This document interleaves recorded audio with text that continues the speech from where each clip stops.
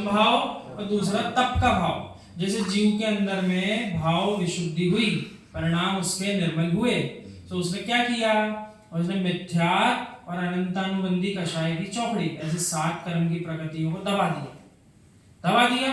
सो दबाने का भाव जो उसका हुआ उपशम परिणाम, उसके भाव निर्मल, उसके भाव आगे बढ़ने के। तो ऐसे उपशम परिणाम, और जब उपशम परिणाम हुए सो बिना तप वृद्धि के आगे बढ़ेगा कैसे? उसको पता ही बात कि ज्ञान जो प्राप्त करना था वो ज्ञान मैंने प्राप्त कर लिया। अब ज्ञान प्राप्त करने के बाद आगे बढ़ने का कोई साधन है तो संयम है, तो संयम को उसको अंगीकार करना है, यानी व्रत को और तप को स्वीकार करेगा। इसलिए 2 बात बताई, जो ज्ञानी, बात किसकी चल रही है? ज्ञानी जीव की चल रही है। संसार में भटकने वाले उस रूप में अज्ञानी जीव की चर्चा नहीं चल रही। तो जो ज्ञानी उपशम और तप भाव से युक्त है, किससे युक्त होना चाहिए? ज्ञानी है तो उपशम परिणाम हो, यानी कषाय को जिसने दबा दिया, कौन सी चौकड़ी को? अनंतानुबंधी की चौकड़ी को दबा दिया।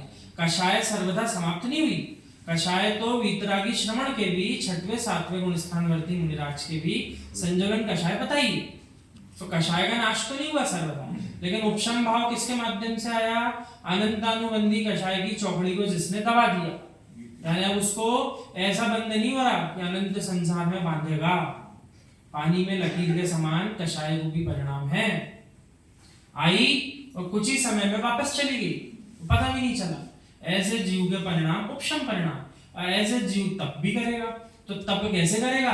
एक दिन में आपने किसी जीव को बुलाया और उसको समझा दिया, अरे भैया कहाँ तुम मंदिर में आकर पूजा करके समय बर्बाद कर रहे हो, इतना समय तुम ध्यान करा करो। उसको पहली दिन में क्या बोल दिया, अरे भैया तुम क्या कर रहे हो, इतना समय तुम अपना पूजा में लगाते हो, अभिषेक करते हो, यहाँ वहां के काम विहार कराने जा रहे हो, ये कर रहे हो, सब बंद करो, ध्यान कब करोगे? तुम तो ध्यान करो। तो जो बेचारा जीव संसार के विचित्र परिणामों से छूटा था, वो जो जैसे करके तो सच्चे देवशाल गुरु के प्रति चरणों में आना उसने सीखा था। आपने पहले दिन उसको क्या सिखा दिया? आपने पहले दिन उसको कह दिया ध्यान करो, तो उसने क्या करा? ध्यान तो करने की योग्यता थी नहीं उस जीव में, उसने क्या किया? सबसे पहले अगले दिन से पूजन करना, अभिषेक करना बंद कर दिया। उसने पूजन अभिषेक बंद कर दिया। क्यों? ध्यान करेंगे, और ध्यान करने बैठे तो कितना ध्यान होगा सबको समझ में आ जाएगा। ये पहले दिन बैठा दिया तो क्या ध्यान करेगा? अध्ययन उस जीव ने किया नहीं और ध्यान कर रहा है, तो ध्यान होगा कैसे?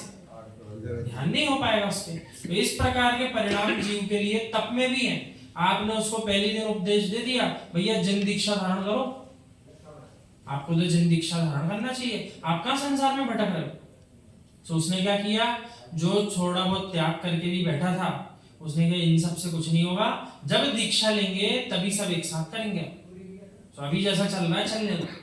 तो आपने उस जीव का उपकार कर दिया कि जो जीव थोड़ा आगे बढ़ा था, आपने उसको पुनः नीचे लाके बैठा दिया। क्या किया आपने? उसको नीचे लाके बैठा। एक जीव के साथ घटना घटी ऐसी, आचार्य श्री से उसने प्रतिमा भी ली थी, सो 3 प्रतिमा ली आचार्य श्री से, और थोड़े दिन बाद वापस आ गया।